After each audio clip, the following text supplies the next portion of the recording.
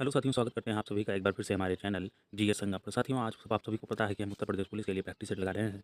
तो इसी क्रम में साथियों आज तीसरे प्रैक्टिस सेट आप सभी के बीच में मैं वीडियो के माध्यम से भेज रहा हूं। तो साथियों चलिए बिना देर किए हुए आज के प्रैक्टिस सेट का पहला क्वेश्चन लगाते हैं। तो साथियों पहला प्रश्न है, द स्कारलेट लेटर किसने लिखी है? द स्कारलेट लेटर किसने लिखी है? यह एक पुस्तक है, द स्कारलेट लेटर। इसे साथियों किसने लिखी है? तो साथियों इसका जो सही जवाब होगा वो होगा नाथियल हॉथॉर्न। नाथियल हॉथॉर्न ने द स्कारलेट लेटर पुस्तक को लिखा है साथियों। साथियों दूसरा प्रश्न है, उपयोगकर्ताओं के बीच लगातार संचार को प्रोत्साहित करने के लिए किस सोशल मीडिया प्लेटफॉर्म में स्ट्रीक्स नामक सुविधा है? तो साथियों किस सोशल मीडिया प्लेटफॉर्म में स्ट्रीक नामक सुविधा है? तो साथियों इसका जो सही जवाब होगा वो होगा स्नैपचैट। स्नैपचैट स्ट्रीक्स नामक सुविधा प्रदान करता है साथियों। साथियों तीसरा प्रश्न है, पल्लव राजवंश की राजधानी कहाँ स्थित थी? साथियों पल्लव राजवंश की राजधानी की अगर हम बात करें तो पल्लव राजवंश की राजधानी कांचीपुरम में स्थित थी साथियों। अगला प्रश्न है साथियों, वित्तीय स्थिरता बोर्ड क्या करता है? साथियों वित्तीय स्थिरता बोर्ड क्या करता है? तो साथियों इसका जो सही जवाब होगा यह वित्तीय स्थिरता सुनिश्चित करता है। अगला प्रश्न है साथियों, जीएसटी के ब्रांड एम्बेसडर के रूप में कौन चुना गया था? जीएसटी के ब्रांड एम्बेसडर के रूप में कौन चुना गया था? तो साथियों जीएसटी के ब्रांड एम्बेसडर की बात करें तो साथियों अमिताभ बच्चन को जीएसटी का क्या चुना गया था? ब्रांड एम्बेसडर चुना गया था।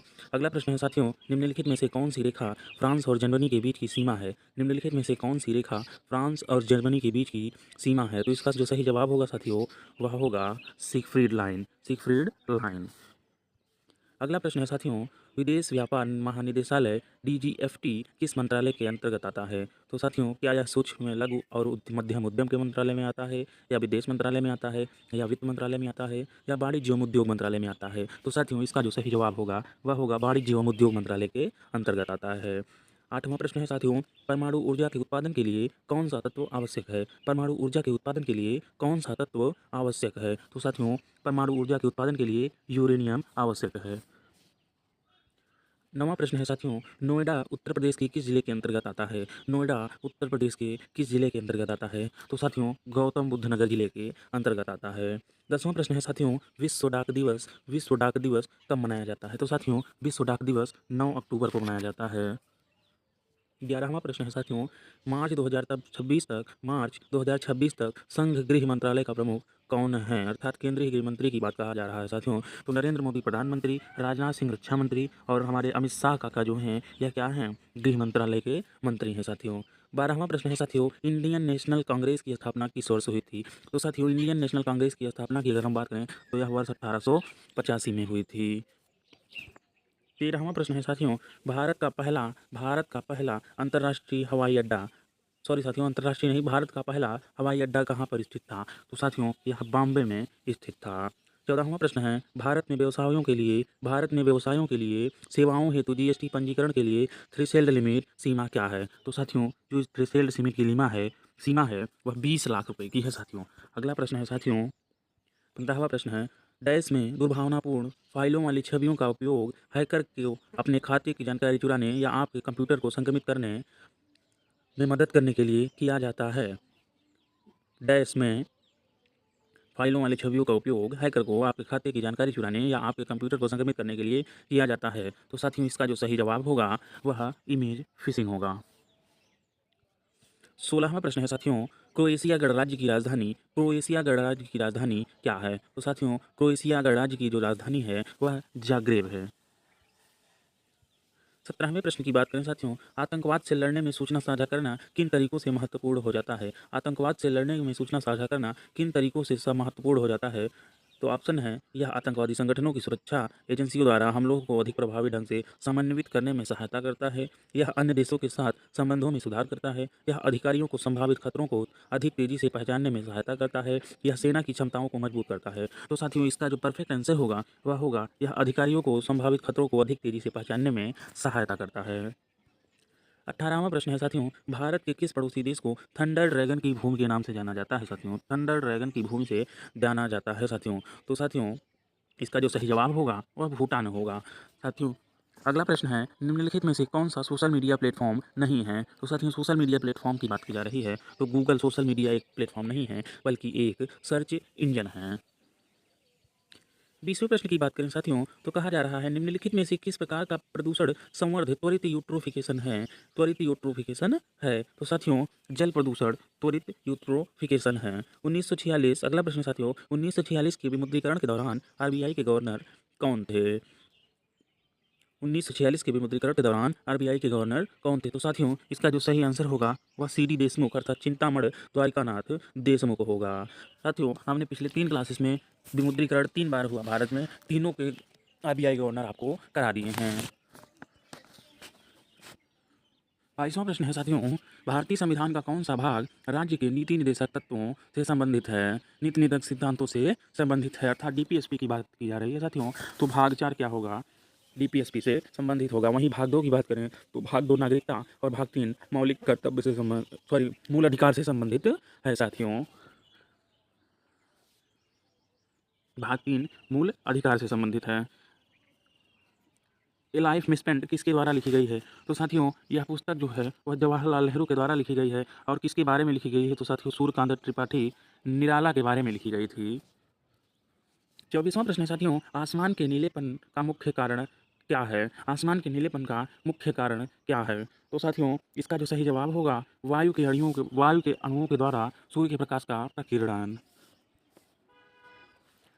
25वां प्रश्न है साथियों 59वें ज्ञानपीठ पुरस्कार के लिए किन लोगों का चयन किया गया है।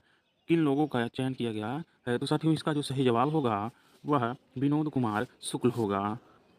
अगला प्रश्न है साथियों 26वां प्रश्न है प्रायद्वीपीय भारत की सबसे लंबी नदी का नाम क्या है। तो साथियों इसका जो सही जवाब होगा वह होगा गोदावरी। अगला प्रश्न है साथियों 27वां प्रश्न है एनएचआरसी का पूर्ण रूप क्या है। साथियों इसकी चर्चा हम आपसे रोज करते हैं। तो यह प्रश्न का आंसर जो होगा वह नेशनल ह्यूमन राइट कमीशन होगा। नेशनल ह्यूमन राइट कमीशन होगा। नेशनल ह्यूमनिटी राइट्स नहीं होगा, नेशनल ह्यूमन राइट्स नहीं होगा, national human rights commission India होगा परफेक्ट आंसर साथियों इसका। 28वां प्रश्न है साथियों वर्ष 1985 को कौन सा अंतर्राष्ट्रीय वर्ष घोषित किया गया। तो साथियों युवा अंतर्राष्ट्रीय वर्ष घोषित किया गया था।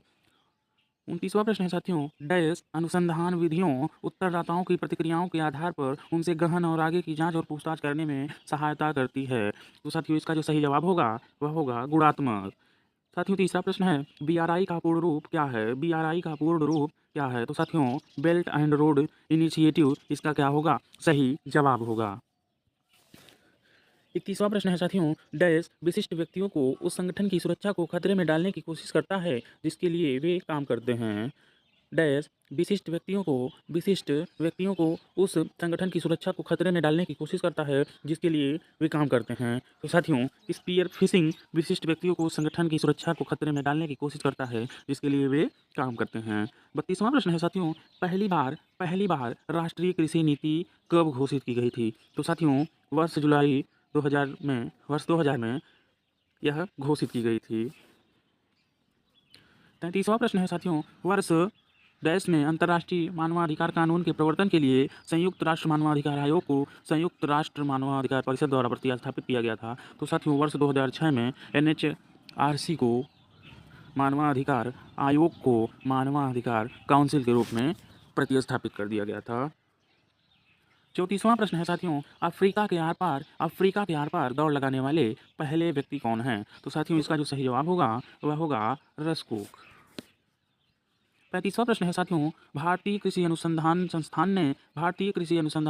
ने भारत में संरक्षित बासमती किस्मों की खेती के लिए किस देश के खिलाफ कानूनी कार्रवाई की मांग की है। तो साथियों इसका जो सही जवाब होगा वह पाकिस्तान होगा क्योंकि भारत में बासमती किस्मों के चावल को क्या प्राप्त है जीआई टैग प्राप्त है।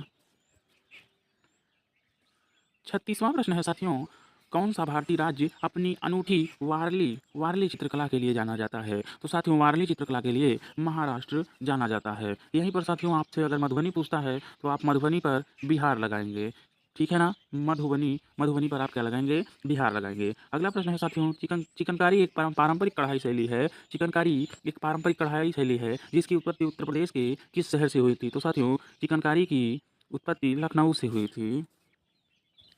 अगला प्रश्न है साथियों महासागरीय अम्लीकरण का प्राथमिक कारण क्या है। महासागरीय अम्लीकरण का प्राथमिक कारण क्या है। तो साथियों समुद्री जल द्वारा कार्बन डाइऑक्साइड अर्थात CO2 का क्या करना, अवशोषण करना।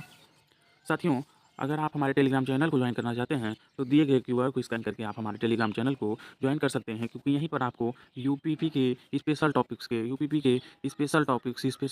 के नोट्स आपको टेलीग्राम पर ही उपलब्ध हैं। साथियों, तो आप हमारे चैनल पर अगर आप नए आए हैं तो चैनल को ज़रूर सब्सक्राइब करें और वीडियो को लाइक और शेयर करें, जिससे चैनल हमारा तेज़ी से आगे बढ़ सके।